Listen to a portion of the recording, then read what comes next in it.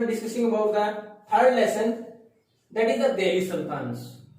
कि हमारे पास दिल्ली के अंदर जो भी सल्तनत पीरियड था, सुल्तानों ने शासन किया, उस टाइम के बारे में डिस्कस कर रहे थे। अभी इसी में हमारे पास जो नेक्स्ट टॉपिक है वो क्या है, from garrison town to empire. अब गैरिसन टाउन एक कस्बा जिसकी पूरी किलाबंदी की गई हो, गैरिसन फोर्टिफिकेशन के लिए वर्ड इस्तेमाल करते हैं विद आर्मीज, लेकिन सेना के साथ। फोर्टिफिकेशन क्या, किलाबंदी कर देना, गैरिसन फोर्टिफिकेशन विद आर्मी, सेना के साथ। तो दिल्ली कैसा टाउन था जब शुरुआत की गई दिल्ली सल्तनत की, सुल्तानों ने जब शुरुआत की इसके शासन की, तो उस टाइम पर एक बड़ा सा कस्बा, उसके चारों तरफ बड़ी बड़ी दीवारें, किलाबंद बना दिया गया इसको। उसके बाद उसमें सिक्योरिटी पर्पज से सेना को रखा गया। अब वो केवल वहां उस कस्बे से पूरा साम्राज्य कैसे स्थापित कर दिया इन्होंने, तो इस टॉपिक में हम यही पढ़ेंगे किस प्रकार एक कस्बे से, जो कि एक आसपास के शहर के अलावा किसी जमीन पर इन्होंने शासन नहीं किया था, केवल वहां तक किलाबंदी थी, ज्यादातर व्यापार पर सर्वाइव कर रहे थे, धीरे धीरे बाकी जगह पर साम्राज्य कैसे स्थापित कर लिया गया। अब इसमें एक वर्ड है हिंटरलैंड।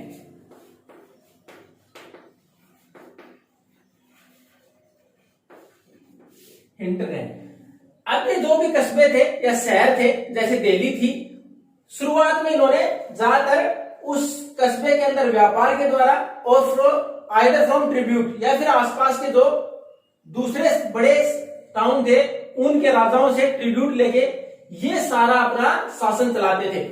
लेकिन धीरे धीरे इनको लगा we are not going to survive और increase our area through this tribute और ट्रेड ओनली, केवल हम इस प्रकार आगे सर्वाइव नहीं कर पाएंगे, आगे शासन को कंटिन्यू रख पाएंगे। तो इन्होंने क्या किया, जो हिंटरलैंड, हिंटरलैंड क्या होती है, from where the goods are supplies to any areas. Hinterland या तो पोर्ट सिटीज है उसके आसपास, जो हमारे पास बंदरगाह उसके आसपास जो खुले इलाके होते हैं जहां खेती भी की जा सकती है, and even different goods are kept there और stored there for the purpose of trade. उसके साथ साथ हमारे शहर के आसपास जो जमीन है वो सारी हिंटरलैंड, तो खाली जमीन किसी पर्पज से सामान को स्टोर करने के लिए, खेती करने के लिए इस्तेमाल की जा सकती हो, तो वो थी हिंटरलैंड। तो इससे पहले कहीं भी इस प्रकार के एरिया पर शासन या कब्जा करने का प्रयास नहीं करते थे।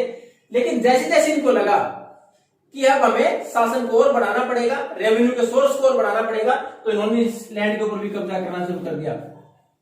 और इसके ऊपर कब्जा करना जो शुरू किया, उस सबसे पहले शुरुआत किसने की, धीरे धीरे गियासुद्दीन बर्मन, उसने सब ज्यादा मजबूत किया इस शासन को, इस प्रकार की व्यवस्था को। उसके बाद इसको आगे बढ़ा दिया गया खलजी के द्वारा, उसके बाद मोहम्मद तुगलक के द्वारा।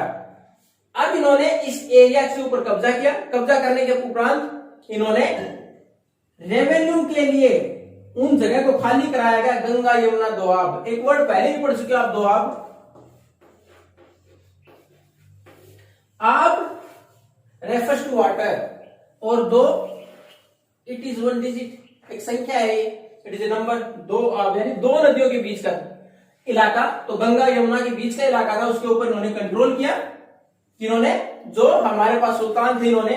और उसके बाद उस इलाके से जो भी वहां हंटर गैदरर से जो अपना गुजारा घूम के शिकार करके करते थे वो, या फिर वहां जो खेती करने लोगों को वहां से डिस्प्लेस कर दिया गया, निकाल दिया गया। वहां से फॉरेस्ट वर क्लियर्ड, जंगलों को साफ कर दिया गया, जो फॉरेस्ट वाले इलाके थे, और वहां फिर खेती की व्यवस्था की गई। और उसके अंदर बाकी जो पीजेंट्स और फार्मर्स थे उनको बसाया गया, जिससे कि अच्छी रेवेन्यू हो पाए, प्रोडक्शन होगा, उससे रेवेन्यू कलेक्ट करेंगे तो रेवेन्यू बढ़ेगी शासन की। तो पहले था इंटरनल यानी शासन के अंदर ही। तो शुरुआत उन्होंने कहां से की, जो उनके पास जो गैरिसन टाउन था, जो इलाका था उनके पास, जिसके अंदर उन्होंने किलाबंदी कर दी, जैसे दिल्ली था, उसके आसपास का जो इलाका था, जो रूरल एरियाज थे, उनके ऊपर उन्होंने पहले कोई ध्यान दिया। इसको हिंटरलैंड बोला गया, जहां से सप्लाई हो सकती थी सामान की, या फिर वहां से कोई प्रोडक्शन हो सकता था, जो साथ रहता है इलाका शहर के। अब उसके ऊपर नियंत्रण करने के लिए पहले इंटरनल देश के अंदर इस व्यवस्था को सुधारने के लिए क्या किया, जो गंगा यमुना दोआब था, फर्टाइल लैंड थी, वहां फॉरेस्ट को काटा गया, हंटर गैदरर्स को वहां से डिस्प्लेस कर दिया गया और उसको खेती के अंतर्गत लाया गया ताकि प्रोडक्शन बढ़ाया जा सके। अब दूसरा इन्होंने क्या किया, एक्सटर्नल बाहर। अब उन्होंने धीरे धीरे उस इलाके से बाहर निकल के बाहर शासन को बढ़ाना शुरू किया, सेना का इस्तेमाल किया गया, और जो बाकी इलाके थे उनके ऊपर एक्सपेंशन किया गया। अब उन्होंने सेना की मदद से पहले साउथ की तरफ मूवमेंट किया, साउथ की तरफ बढ़े, और उसके बाद इन्होंने अफगानिस्तान तक आगे अफगानिस्तान तक अपने शासन को बढ़ाया। तो हमारे पास तो शुरुआत थी, हमने अब तक पढ़ा कि हमारे पास तो दिल्ली सुल्तान है, इन्होंने किस प्रकार हमारे शासन की शुरुआत की थी। शुरुआत में हमारे दिल्ली सबसे महत्वपूर्ण कैपिटल कब बनी थी, या तो तोमर्स थे, उन्होंने उसकी स्थापना की, शुरुआत की थी कैपिटल की। उसके बाद चौहान है अजमेर के, जैसे पृथ्वीराज चौहान, उन्होंने उसको कैपिटल बनाया, उससे इंपॉर्टेंस मिली दिल्ली को। उसके बाद सल्तनत काल की शुरुआत हुई, सुल्तान बने। उसके बाद हमने डिफरेंट डायनेस्टीज उसमें दे रखी थी, तो वो हमने उसके बारे में पढ़ी, चाहे स्लेव डायनेस्टी, चाहे तुगलक डायनेस्टी, चाहे खलजी डायनेस्टी थी, सैयद लोदी डायनेस्टी, ये सारी हमने। उसके बाद यह किस प्रकार सुल्तानों के अंतर्गत इस इलाके को एक शहर से बाहर निकल के, एक फोर्टिफिकेशन था पहले की, किलाबंद एक एरिया था, उसके बाद बाकी साम्राज्य कैसे बढ़ाया गया। उसमें पहला हमने इंटरनल देखा कि पहले आसपास के जो इलाके थे उनको कंट्रोल किया गया, खेती का विस्तार किया गया रेवेन्यू बढ़ाने के लिए। फिर अपनी सेना की मदद से उन्होंने बाकी के जो एरियाज थे उनके ऊपर नियंत्रण किया और धीरे धीरे अपना पूरा एरिया बढ़ाया। बाकी हम दिल्ली सुल्तान के अंतर्गत बाकी क्या कुछ डेवलपमेंट हुए वो सारे हम कब पढ़ेंगे, इन द नेक्स्ट क्लास। तो तब तक के लिए एक बार go through this topic, and if you have any doubt then you can leave a message और make me call to ask. Thank you and nice.